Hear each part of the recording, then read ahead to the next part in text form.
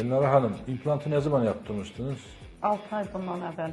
6 ay bundan önce. Bəli. Üstüne kapağı ne vakit yaptırmıştınız? 3 ay bundan əvvəl. 3 ay. 3 ay bundan əvvəl. O hekime hardan gittiniz? Nasıl taptınız yani? İnternetdə qabağıma çıxdı, ucuzduydu biraz. Ona görə zəng vurdum, danışdım. Amma sonra dedilər ki, şişkinlik çəkiləcək, gördüm çəkilmir. Peki. Ondan sonra bu həkimlər gəzdim. Axırda fikirləşdim ki, yox, ucuz ətin şorbası olmaz.